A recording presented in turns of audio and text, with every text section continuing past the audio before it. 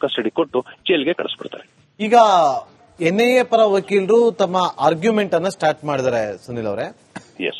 ಇದು ಎಷ್ಟೊತ್ತು ಹೋಗ್ಬೋದು? ಈಗ ಮನವರಿಕೆಯನ್ನ ಮಾಡ್ಕೊಡೋದಕ್ಕೆ ಮುಂದಾಗ್ತಿದ್ದಾರೆ ಜಡ್ಜ್ಗೆ ಅಂತಂದ್ರೆ ಯಾವತ್ತಿಂದ ಇವರು ಎಷ್ಟು ಪಾಯಿಂಟ್ ಗಳನ್ನ ಇಡಬೇಕಾಗತ್ತೆ, ಎಷ್ಟೊತ್ತಾಗುತ್ತೆ ಈ ಪ್ರಕ್ರಿಯೆ ಅಂತ? ಖಂಡಿತವಾಗ್ಲಿ ಅಟ್ಲೀಸ್ಟ್ ಒಂದು ಅರ್ಧ ಗಂಟೆಯಿಂದ ಒಂದು ಗಂಟೆವರೆಗೂ ಅವರು ವಾದ ಮಂಡನೆ ಮಾಡ್ತಾರೆ. ಮತ್ತು ಎನ್ಐಎನವರು ಬರೀ ಕೈಯಲ್ಲಿ ಬಂದು ನ್ಯಾಯಾಧೀಶರನ್ನ ಕನ್ವಿನ್ಸ್ ಮಾಡ್ಲಿಕ್ಕೆ ಆಗೋದಿಲ್ಲ. ಯಾಕಂದ್ರೆ ನ್ಯಾಯಾಧೀಶರಿಗೂ ಕೂಡ ಸುಪ್ರೀಂ ಕೋರ್ಟ್ ತೀರ್ಪಿನ ಪ್ರಕಾರ ಒಬ್ಬ ವ್ಯಕ್ತಿಯನ್ನ ಪೊಲೀಸ್ ಕಸ್ಟಡಿ ಕೊಡಬೇಕು ಅನ್ನೋದಾದ್ರೆ ಸಾಕಷ್ಟು ಗ್ರೌಂಡ್ಗಳಿರ್ಬೇಕು, ಸಾಕಷ್ಟು ಪ್ರಕರಣಗಳಲ್ಲಿ ಇವನು ಇನ್ವಾಲ್ವ್ಮೆಂಟ್ ಇದೆ ಅಂತ ಹೇಳಿ ಬೇರೆ ಬೇರೆ ಆರೋಪಿಗಳ ಸ್ಟೇಟ್ಮೆಂಟ್ ಇರಬೇಕು. ಮತ್ತು ಅಮೆರಿಕನ್ ನ್ಯಾಯಾಲಯದಲ್ಲಿ ಇವನೇನಾದ್ರೂ ತನ್ನ ಸ್ವ ಇಚ್ಛಾ ಹೇಳಿಕೆ ಅಂತ ಹೇಳ್ತೀವಿ, ವೊಲಂಟರಿ ಸ್ಟೇಟ್ಮೆಂಟ್, ತನ್ನ ಸ್ಟೇಟ್ಮೆಂಟ್ ಅಲ್ಲಿ ಏನಾದ್ರು ಅಕ್ಸೆಪ್ಟ್ ಮಾಡಿದ್ರೆ, ಇಂಡಿಯಾದಲ್ಲಿ ಆದಂತ ಈ ದುರ್ಘಟನೆಗಳಲ್ಲಿ ನನ್ನ ಪಾತ್ರ ಇತ್ತು ಅಂತ ಅಕ್ಸೆಪ್ಟ್ ಮಾಡಿದ್ರೆ ಎಲ್ಲವನ್ನೂ ಕೂಡ ಈಗ ನ್ಯಾಯಾಧೀಶರ ಮುಂದೆ ಪ್ರೊಡ್ಯೂಸ್ ಮಾಡ್ತಾರೆ. ಪ್ರೊಡ್ಯೂಸ್ ಮಾಡಿ ಇವೆಲ್ಲ ಪ್ರಕರಣಗಳಲ್ಲಿ ಇವಂದು ಕೈವಾಡ ಇದೆ ಅಂತ ನಮ್ಗೆ ಕಂಡು ಬರ್ತಾ ಇದೆ. ಹಾಗಾಗಿ ದಯವಿಟ್ಟು ನಮ್ಗೆ ಇವ್ನು ಕಸ್ಟಡಿ ಕೊಡಿ ಅಂತ 1 ಗಂಟೆ ಸುದೀರ್ಘವಾಗಿ ಈಗ ಆರ್ಗ್ಯುಮೆಂಟ್ ನಡೆಯುತ್ತೆ. ಎಲ್ಲವನ್ನೂ ಕೇಳಿ ನ್ಯಾಯಾಧೀಶರು ಆಗ ಒಂದು ಆದೇಶವನ್ನು ಪಾಸ್ ಮಾಡ್ತಾರೆ. ಈಗ ಓಕೆ ಸುನಿಲ್ ಕುಮಾರ್ ಅವರೀಗ ಒಂದು ಕಡೆ ನಮ್ ಕಸ್ಟಡಿಗೆ ಬೇಕು ಅಂತೇಳಿ ಎನ್ಐಎ ಪರ ವಕೀಲರು ಅಲ್ಲಿ ಮನವಿಯನ್ನ ಮಾಡ್ಕೊಳ್ತಾರೆ. ಈಗ ಒಬ್ಬ ಲಾಯರ್ ಅನ್ನ ಕೂಡ ಈಗ ನೇಮಕ ಮಾಡಿದಾರಲ್ಲ ಸಚ್ಚಿದಾನಂದ್ ಅಂತೇಳಿ, ಅವರು ಬೇಡ ಅಂತ ಅವ್ರು ವಾದ ಮಾಡ್ಬೇಕಾ, ಅದು ಪ್ರತಿವಾದವನ್ನ ಮಾಡ್ಬೇಕಾ? ಖಂಡಿತ ಅವ್ರು ಬೇಡ ಅಂತಾನೆ ಮಾಡ್ತಾರೆ. ಅವ್ರೇನ್ ಹೇಳ್ತಾರೆ, ಈಗ ನೀವು ರಾಣಾ ಅವ್ರನ್ನ ಈಗ ಕರ್ಕೊಂಡ್ ಬಂದಿದ್ದೀರಿ, ಎಲ್ಲೆಲ್ಲೋ ಆಗಿರೋ ಎಲ್ಲಾ ಪ್ರಕರಣಗಳನ್ನು ನೀವು ತಗೊಂಡ್ಬಂದು ಇವ್ರ ತಲೆ ಕಟ್ತಾ ಇದ್ದೀರಿ, ನೀವು ಸಾಲಿಡ್ ಎವಿಡೆನ್ಸ್ ನಿಮ್ಮ ಹತ್ರ ಯಾವುದೂ ಇಲ್ಲ. ಹಾಗಾಗಿ ನೀವು ಸುಮ್ನೆ ಇವ್ರನ್ನ ಪೊಲೀಸ್ ಕಸ್ಟಡಿಗೆ ದಯವಿಟ್ಟು ಕೊಡಕ್ ಹೋಗ್ಬೇಡಿ, ಜುಡಿಷಿಯಲ್ ಕಸ್ಟಡಿ ಕೊಡಿ, ಅವರು ಜೈಲಿನಲ್ಲಿ ಇರಲಿ, ಸಾಕಷ್ಟು ಡಾಕ್ಯುಮೆಂಟ್ಸ್ ಎವಿಡೆನ್ಸ್ ಗಳ ಕಲೆಕ್ಟ್ ಆದ ನಂತರ ಆಮೇಲೆ ಪ್ರೈಮಾ ಫೇಸ್ ಇವ್ರ ಮೇಲೆ ಕೇಸ್ ಇದೆ ಅಂತ ಅನ್ಸಿದ್ರೆ ಆಗ ಎನ್ಐಎನವರು ಬಂದು ನಿಮ್ ಮುಂದೆ ಅಪ್ಲಿಕೇಶನ್ ಹಾಕ್ಲಿ, ಕನ್ಸಿಡರ್ ಮಾಡಿ. ಈಗ ಇವತ್ತು ಕರ್ಕೊಂಡ್ ಬಂದ ತಕ್ಷಣ ನೀವು ಪೊಲೀಸ್ ಕಸ್ಟಡಿ ಕೊಟ್ಬಿಟ್ಟು ಇನ್ವೆಸ್ಟಿಗೇಷನ್ ಕೊಟ್ರೆ ಆತನ ಹೆಲ್ತ್ ಏನಾಗಬೇಕು, ಅಲ್ಲಿಂದ ಟ್ರಾವೆಲ್ ಮಾಡ್ಕೊಂಡ್ ಬಂದಿದ್ದಾನೆ ಹಾಗೆ ಹೇಗೆ ಅಂತ ಅಬ್ಜೆಕ್ಟ್ ಖಂಡಿತ ಮಾಡ್ತಾರೆ. ಇಲ್ಲಿ ಸುನಿಲ್ ಕುಮಾರ್ ಇಲ್ಲಿ ಈ ವಿಚಾರದಲ್ಲಿ ಸಬ್ಜೆಕ್ಟ್ ಪ್ರೈಮಾ ಫೇಸಿ ಆಗತ್ತಾ? ಯಾಕಂದ್ರೆ ಈತನ ಮೇಲೆ ಆಲ್ರೆಡಿ ಸಾಕಷ್ಟು ಆರೋಪಗಳಿದೆ, ಪ್ರೂವ್ ಆಗಿರೋದ್ರಿಂದ ಇಲ್ಲಿ ಅದಾಗತ್ತಾ ಅಂತ? ಖಂಡಿತ judge has to consider both the arguments. ನ್ಯಾಯಾಧೀಶ ಸ್ಥಾನದಲ್ಲಿ ಕೂತ ಮೇಲೆ ಏನಾದ್ರು ಫಾರ್ ಎಕ್ಸಾಂಪಲ್ ಅವನಿಗೆ ಮೆಡಿಕಲ್ ಸಮಸ್ಯೆ ಇತ್ತು, ತುಂಬಾ ಸೀರಿಯಸ್ ಹಾರ್ಟ್ ಇಶ್ಯೂ ಇತ್ತು, ಆಗ ನ್ಯಾಯಾಧೀಶ ಏನ್ ಹೇಳ್ಬೋದು, ಈಗ ತಾನೇ ಬಂದಿದ್ದಾನೆ, ಒಂದ್ 2-3 ದಿವಸ ಅವನು ಸ್ವಲ್ಪ ಜುಡಿಷಿಯಲ್ ಕಸ್ಟಡಿ ಕೊಡೋಣ, ಅಲ್ಲಿ ಸ್ವಲ್ಪ ಅವ್ನ ಮೆಡಿಕಲ್ ಚಿಕಿತ್ಸೆ ಸಣ್ಣ ಪುಟ್ಟ ಅವ್ನು ಸ್ವಲ್ಪ ಇಂಟರೋಗೇಷನ್ ಫೇಸ್ ಮಾಡ್ಲಿಕ್ಕೆ ಲಾಯಕ್ ಆಗ್ಲಿ ಫಸ್ಟ್ ಅವನು, ಆಮೇಲೆ ನೀವು ಕಸ್ಟಡಿ ನೀವು ತಗೊಳ್ಳಿ. ಈಗ ನೀವು ಇಂಟರೋಗೇಷನ್ ಶುರು ಮಾಡ್ಬಿಡ್ತೀರಿ, ಸಿಕ್ಕಾಪಟ್ಟೆ ಕ್ವಶನ್ಸ್ಗಳು, ಸ್ಟ್ರೆಸ್, ಪ್ರೆಷರ್ ಶುರು ಆದಾಗ ಒಂದು ಪಕ್ಷ ಹಾರ್ಟ್ ಅಟ್ಯಾಕ್ ಆಗಿ ಅವ್ನು ತೀರೋದು ಅನ್ನೋದಾದ್ರೆ ನಮ್ಗೆ ಯಾವ ಮಾಹಿತಿನೂ ಬರೋದಿಲ್ಲ. ನೀವು in terms of health issues ಹೇಳ್ತಾ ಇದೀರಿ ಅಂದ್ರೆ, ಈ ನಿಮ್ಮ ಹತ್ರ ದಾಖಲೆಗಳಿದೆಯಾ, ಅದ್ ಹೇಗೆ ಪೊಲೀಸ್ ಕಸ್ಟಡಿ ಕೇಳಿ ಬಿಡ್ತೀರಿ ನೀವು ಅನ್ನುವಂತ ವಿಚಾರವನ್ನ ಡಿಫೆಂಡ್ ಲಾಯರ್ ಮಾಡ್ತಾರೆ ಅಂತ ಹೇಳಿದ್ರಲ್ಲ. ಸೊ ಇಷ್ಟೆಲ್ಲ ಬೆಳವಣಿಗೆ ಆಗಿದೆ, ಅಮೆರಿಕಕ್ಕೂ ಆತ ಬೇಕಾಗಿದ್ದು 14 ವರ್ಷ ಅಲ್ಲಿ ಜೈಲಲ್ಲಿದ್ದ, ಈಗ ಇದೇ ಅವಧಿಯಲ್ಲಿ ಭಾರತ ಹಸ್ತಾಂತರ ಮಾಡಿ ಅಂತ ಕೇಳಿಕೊಂತು. ಸೊ ಈ ಎಲ್ಲಾ ಆಧಾರವನ್ನ ಇಟ್ಕೊಂಡೇ ಕೇಳಿದ್ದಲ್ವಾ ಅಂತ? ಖಂಡಿತ. ಬಟ್ ಇದೆಲ್ಲ ಎವಿಡೆನ್ಸ್ ಕಲೆಕ್ಟ್ ಆಗಿರುವಂತದ್ದು ಅಮೆರಿಕನ್ ಸಿಸ್ಟಮ್ ಅಲ್ಲಿ ಮತ್ತು ಅಮೆರಿಕನ್ ಇನ್ವೆಸ್ಟಿಗೇಷನ್ ಆಗಿರುವಂತದ್ದು. ಬಟ್ ನಮ್ಮ ಇನ್ವೆಸ್ಟಿಗೇಷನ್ ಯಾವ್ದು ಬಂದಿಲ್ವಲ್ಲ ಇನ್ನ. ನಮ್ಮ ಇನ್ವೆಸ್ಟಿಗೇಷನ್ ಅಲ್ಲಿ ಇವನ ರೋಲ್ ಇದೆ ಅಂತ ಹೇಳಿ ಬೇರೆ ಬೇರೆ ಆರೋಪಿಗಳ ಬಾಯಿಂದ ಇವನ ಹೆಸರು ನಮಗ್ ಬಂದಿದೆ. ಬಟ್ ಅದನ್ನ ಕೂಲಂಕುಷ ಇವನ್ ಬಾಯಲ್ಲಿ ಬಿಡಿಸಬೇಕು. ಒಂದು ಪಕ್ಷ ಇವನು ISI ಜೊತೆ ಲಿಂಕ್ ಇದ್ದಂದ್ರೆ ಯಾವ್ಯಾವ ಟೈಮಲ್ಲಿ ಹೇಗೆ ಲಿಂಕ್ ಮಾಡ್ದ, ಡೇವಿಡ್ ಹೆಡ್ಲಿ ಜೊತೆ ಹೇಗೆ ಲಿಂಕ್ ಅಲ್ಲಿದ್ದ, ಅವನಿಗೆ ಮಾಹಿತಿ ಹೆಂಗೆ ಸಪ್ಲೈ ಮಾಡ್ತಿದ್ದ, ಅವೆಲ್ಲವನ್ನೂ ಕೂಡ ನಮ್ಮ ಇನ್ವೆಸ್ಟಿಗೇಷನ್ ಆದ ನಂತರ ನಮ್ಮ ಕೋರ್ಟ್ ಒಪ್ಪುತ್ತೆ. ಜಸ್ಟ್ ಬಿಕಾಸ್ ಅಮೆರಿಕನ್ ಮುಂದೆ ಅವರು ಸ್ಟೇಟ್ಮೆಂಟ್ ಕೊಟ್ಟಿದ್ದಾನೆ, ಅಮೆರಿಕನ್ ಎವಿಡೆನ್ಸ್ ಅಲ್ಲಿ ಇದೆ ಅಂದ ತಕ್ಷಣ ಅದನ್ನ ನಮ್ ಕೋರ್ಟ್ ಅಕ್ಸೆಪ್ಟ್ ಮಾಡ್ಕೋಬೇಕು ಅಂತೇನಿಲ್ಲ. ಐಡೆಂಟಿಫಿಕೇಶನ್ ಪೀರಿಯಡ್ ಯಾವಾಗ ಆಗ್ಬಹುದು ಸುನಿಲ್ ಕುಮಾರ್ ಅವರೇ? ಇನ್ನು ಇನ್ವೆಸ್ಟಿಗೇಷನ್ ಆಗುತ್ತೆ. ಇನ್ವೆಸ್ಟಿಗೇಷನ್ ಆದ ನಂತರ ಕೋರ್ಟ್ ಒಂದು ಅಪ್ಲಿಕೇಶನ್ ಅನ್ನು ಹಾಕ್ತಾರೆ. ಯಾಕಂದ್ರೆ ಇವ್ನು ನೋಡಿದಂತವ್ರು ಅವ್ರನ್ನೆಲ್ಲ ಇವರು ಈಗ ಪೊಲೀಸ್ನವ್ರು ಇಕ್ಕಟ್ಟೆ ಮಾಡ್ಬೇಕೀಗ. ಎಲ್ಲೆಲ್ಲಿದ್ದಾರೆ ದೇಶದ ಮೂಲೆಯಲ್ಲಿ ಇವ್ನು ಯಾವಾಗ್ಲೂ ನೋಡಿರ್ತಾರೆ, ಇವ್ನು ಯಾವಾಗ್ಲೂ ಫೋಟೋಗ್ರಾಫ್ ತಗೋತಿರ್ತಾನೆ, ಅವ್ರನ್ನೆಲ್ಲ ಇವರು ಹುಡುಕಿ ರೆಡಿ ಮಾಡ್ಕೊಂಡು ಆಮೇಲೆ ಐಡೆಂಟಿಫಿಕೇಶನ್ ಪರೇಡ್ ಅಪ್ಲಿಕೇಶನ್ ಹಾಕ್ತಾರೆ. ಆಗ ಐಡೆಂಟಿಫಿಕೇಶನ್ ಪರೇಡ್ ನಲ್ಲಿ ಇವ್ನ ಅವ್ರು ನಿಜವಾಗ್ಲೂ ಐಡೆಂಟಿಫೈ ಮಾಡ್ತಾರ ಇಲ್ವ ಅನ್ನೋದು ನೋಡ್ಬೇಕು ನಾವು. ಈಗ ಸುದೀರ್ಘವಾಗಿ NIA ಕಸ್ಟಡಿಯಲ್ಲಿ ಇಟ್ಕೊಳ್ಳೋದಕ್ಕೆ ನಮ್ಮ ನ್ಯಾಯಾಂಗ ವ್ಯವಸ್ಥೆಯಲ್ಲಿ ಅವಕಾಶ ಇದೆಯಾ? ಮ್ಯಾಕ್ಸಿಮಮ್ 15 ಡೇಸ್ ಕೊಡ್ತಾರೆ. 14 ಡೇಸ್ ಮ್ಯಾಕ್ಸಿಮಮ್ ಕೊಡ್ತಾರೆ. ಈಗ ಹೊಸ ಆಕ್ಟ್ ಆಗಿರೋದ್ರಿಂದ ಮತ್ತೆ ಆ 14 ಡೇಸ್ ನ 2 ಸಲ 3 ಸಲ ಅದನ್ನ ಎಕ್ಸ್ಟೆಂಡ್ ಮಾಡ್ದಾ ಹೋಗ್ತಾರೆ. ಈ 15 ಡೇಸ್ ಪೀರಿಯಡ್ ಅಲ್ಲಿ ನನಗೆ ಅನಾರೋಗ್ಯ, ನಾನು ವಿಚಾರಣೆಗೆ ಸಹಕರಿಸೋದಕ್ಕೆ ಆಗ್ತಿಲ್ಲ ಅಂತಂದ್ರೆ ಅದನ್ನ ಕಂಟಿನ್ಯೂ ಮಾಡಬಹುದಾ? ಕಂಟಿನ್ಯೂ ಮಾಡಬಹುದು, ಹೌದು. ಮತ್ತೆ ಅಪ್ಲಿಕೇಶನ್ ಹಾಕೊಂಡು ಮತ್ತೆ 14 ಡೇಸ್ ಕಂಟಿನ್ಯೂ ಮಾಡ್ತಾರೆ. ಮಾಡ್ಕೊಂಡು ಈಗ ಎಷ್ಟಾಗುತ್ತೆ, ಈಗ ಅವನ ಮೇಲೆ ಫಿಸಿಕಲಿ ಜಾಸ್ತಿ ಫೋರ್ಸು ಮಾಡ್ಲಿಕ್ಕೆ ಆಗೋದಿಲ್ಲ. 14 ವರ್ಷ ಅವನು ಆಗ್ಲೇ ಅಲ್ಲಿ ಕಳೆದಿರ್ತಾನೆ, ಶಿಕ್ಷೆ ಅನುಭವಿಸಿದಾನೆ. ಒಳ್ಳೆ ಟೆಕ್ನಿಕಲಿ ಎವಿಡೆನ್ಸ್ ಇಟ್ಕೊಂಡು ಮುಂದೆ ಇಟ್ಕೊಂಡು ಇವನ ಟ್ರಾವೆಲ್ ಹಿಸ್ಟ್ರಿ ಇಟ್ಕೊಂಡು ಇವನ ಕಾಲ್ ರೆಕಾರ್ಡ್ಸ್ ಇಟ್ಕೊಂಡು ಎಷ್ಟೆಷ್ಟಾಗುತ್ತೋ ಮ್ಯಾಕ್ಸಿಮಮ್ ಇನ್ಫಾರ್ಮೇಶನ್ ಗಳನ್ನ ಅವನ ಬಾಯಲ್ಲಿ ಎಕ್ಸ್ಟ್ರಾಕ್ಟ್ ಮಾಡ್ಲಿಕ್ಕಾಗುತ್ತೋ ಅದನ್ನ ಮಾಡ್ತಾರೆ. ಮತ್ತು ಅವನಿಗೊಂದು ಆಪ್ಷನ್ ಅನ್ನು ಕೊಡ್ತಾರೆ. ನಾಳೆ ಒಂದು ಪಕ್ಷ ನೀನೊಂದು ಸಾಕ್ಷಿಯಾಗಿ ಕನ್ವರ್ಟ್ ಆದ್ರೆ, ನಿನಗೊಂದು ಪಾರ್ಡನ್ ಬೇಕು ಅನ್ನೋದಾದ್ರೆ ಎಲ್ಲ ಸತ್ಯವನ್ನು ಹೇಳ್ಬಿಡು, ನಿನ್ಗೆ ಆದಷ್ಟು ಕಮ್ಮಿ ಶಿಕ್ಷೆಗಳನ್ನ ನಾವು ಕೊಡ್ಲಿಕ್ಕೆ ಟ್ರೈ ಮಾಡ್ತೀವಿ.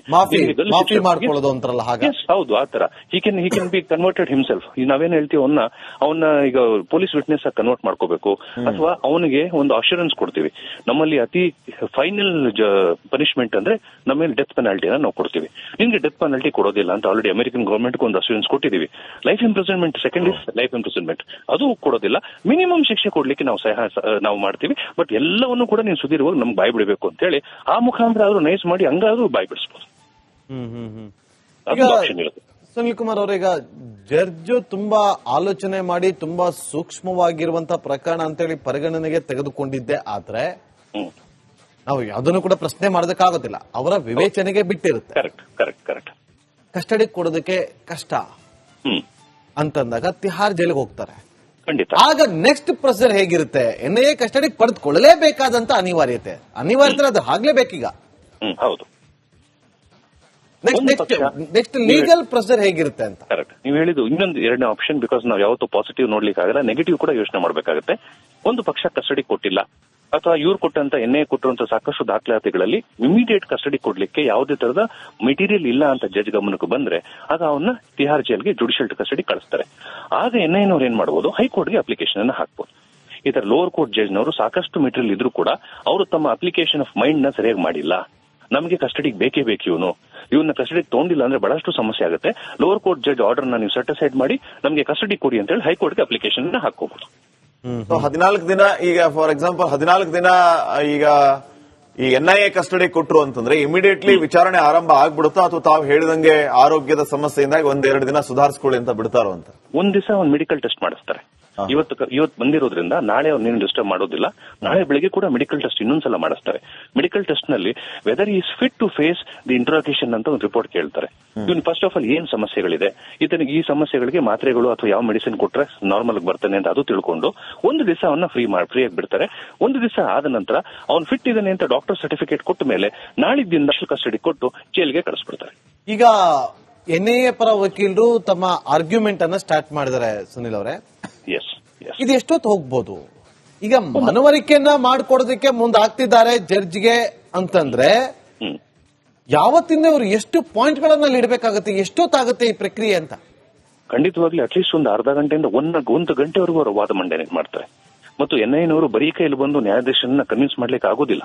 ಯಾಕಂದ್ರೆ ನ್ಯಾಯಾಧೀಶರಿಗೂ ಕೂಡ ಸುಪ್ರೀಂ ಕೋರ್ಟ್ ತೀರ್ಪಿನ ಪ್ರಕಾರ ಒಬ್ಬ ವ್ಯಕ್ತಿಯನ್ನ ಪೊಲೀಸ್ ಕಸ್ಟಡಿ ಕೊಡಬೇಕು ಅನ್ನೋದಾದ್ರೆ ಸಾಕಷ್ಟು ಗ್ರೌಂಡ್ಗಳಿರ್ಬೇಕು, ಸಾಕಷ್ಟು ಪ್ರಕರಣಗಳಲ್ಲಿ ಇವನು ಇನ್ವಾಲ್ವ್ಮೆಂಟ್ ಇದೆ ಅಂತ ಹೇಳಿ ಬೇರೆ ಬೇರೆ ಆರೋಪಿಗಳ ಸ್ಟೇಟ್ಮೆಂಟ್ ಇರಬೇಕು.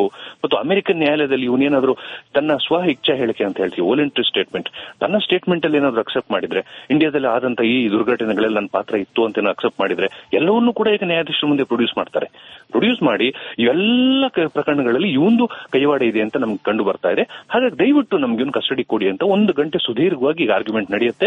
ಎಲ್ಲವನ್ನೂ ಕೇಳಿ ನ್ಯಾಯಾಧೀಶರು ಆಗ ಒಂದು ಆದೇಶವನ್ನು ಪಾಸ್ ಮಾಡ್ತಾರೆ. ಈಗ ಓಕೆ ಸುನಿಲ್ ಕುಮಾರ್ ಅವರೀಗ ಒಂದು ಕಡೆ ನಮ್ ಕಸ್ಟಡಿಗೆ ಬೇಕು ಅಂತೇಳಿ ಎನ್ಐಎ ಪರ ವಕೀಲರು ಅಲ್ಲಿ ಮನವಿಯನ್ನ ಮಾಡ್ಕೊಳ್ತಾರೆ. ಈಗ ಒಬ್ಬ ಲಾಯರ್ ಅನ್ನ ಕೂಡ ಈಗ ನೇಮಕ ಮಾಡಿದಾರಲ್ಲ ಸಚ್ಚಿದಾನಂದ್ ಅಂತೇಳಿ, ಅವರು ಬೇಡ ಅಂತ ಅವ್ರು ವಾದ ಮಾಡ್ಬೇಕಾ, ಅದು ಪ್ರತಿವಾದವನ್ನ ಮಾಡ್ಬೇಕಾ? ಖಂಡಿತ ಅವ್ರು ಬೇಡ ಅಂತಾನೆ ಮಾಡ್ತಾರೆ. ಅವ್ರೇನ್ ಹೇಳ್ತಾರೆ, ಈಗ ನೀವು ರಾಣಾ ಅವ್ರನ್ನ ಈಗ ಕರ್ಕೊಂಡ್ ಬಂದಿದ್ದೀರಿ, ಎಲ್ಲೆಲ್ಲೋ ಆಗಿರೋ ಎಲ್ಲಾ ಪ್ರಕರಣಗಳನ್ನು ನೀವು ತಗೊಂಡ್ಬಂದು ಇವ್ರ ತಲೆ ಕಟ್ತಾ ಇದ್ದೀರಿ, ನೀವು ಸಾಲಿಡ್ ಎವಿಡೆನ್ಸ್ ನಿಮ್ಮ ಹತ್ರ ಯಾವುದೂ ಇಲ್ಲ.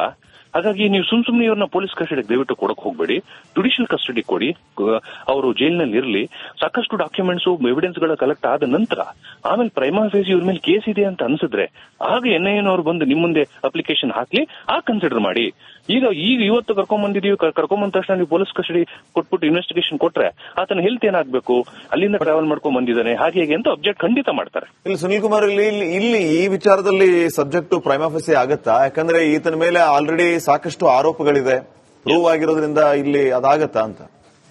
ಖಂಡಿತ judge has to consider both the arguments. ನ್ಯಾಯಾಧೀಶ ಸ್ಥಾನದಲ್ಲಿ ಕೂತ ಮೇಲೆ ಏನಾದ್ರು ಫಾರ್ ಎಕ್ಸಾಂಪಲ್ ಅವನಿಗೆ ಮೆಡಿಕಲ್ ಸಮಸ್ಯೆ ಇತ್ತು, ತುಂಬಾ ಸೀರಿಯಸ್ ಹಾರ್ಟ್ ಇಶ್ಯೂ ಇತ್ತು, ಆಗ ನ್ಯಾಯಾಧೀಶ ಏನ್ ಹೇಳ್ಬೋದು, ಈಗ ತಾನೇ ಬಂದಿದ್ದಾನೆ, ಒಂದ್ 2-3 ದಿವಸ ಅವನು ಸ್ವಲ್ಪ ಜುಡಿಷಿಯಲ್ ಕಸ್ಟಡಿ ಕೊಡೋಣ, ಅಲ್ಲಿ ಸ್ವಲ್ಪ ಅವ್ನ ಮೆಡಿಕಲ್ ಚಿಕಿತ್ಸೆ ಸಣ್ಣ ಪುಟ್ಟ ಅವ್ನು ಸ್ವಲ್ಪ ಇಂಟರಾಗೇಷನ್ ಫೇಸ್ ಮಾಡ್ಲಿಕ್ಕೆ ಲಾಯಕ್ ಆಗ್ಲಿ ಫಸ್ಟ್ ಅವನು, ಆಮೇಲೆ ನೀವು ಕಸ್ಟಡಿಗೆ ನೀವು ತಗೊಳ್ಳಿ.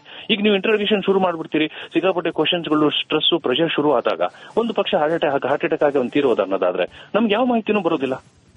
ನೀವು in terms of health issues ಹೇಳ್ತಾ ಇದೀರಿ ಅಂದ್ರೆ ಈ ನಿಮ್ಮ ಹತ್ರ ದಾಖಲೆಗಳಿದೆಯಾ, ಅದ್ ಹೇಗೆ ಪೊಲೀಸ್ ಕಸ್ಟಡಿ ಕೇಳಿ ಬಿಡ್ತೀರಿ ನೀವು ಅನ್ನುವಂತ ವಿಚಾರವನ್ನ ಡಿಫೆಂಡ್ ಲಾಯರ್ ಮಾಡ್ತಾರೆ ಅಂತ ಹೇಳಿದ್ರಲ್ಲ. ಸೊ ಇಷ್ಟೆಲ್ಲ ಬೆಳವಣಿಗೆ ಆಗಿದೆ, ಅಮೆರಿಕಕ್ಕೂ ಆತ ಬೇಕಾಗಿದ್ದು 14 ವರ್ಷ ಅಲ್ಲಿ ಜೈಲಲ್ಲಿದ್ದ, ಈಗ ಇದೇ ಅವಧಿಯಲ್ಲಿ ಭಾರತ ಹಸ್ತಾಂತರ ಮಾಡಿ ಅಂತ ಕೇಳಿಕೊಂತು. ಸೊ ಈ ಎಲ್ಲಾ ಆಧಾರವನ್ನ ಇಟ್ಕೊಂಡೇ ಕೇಳಿದ್ದಲ್ವಾ ಅಂತ.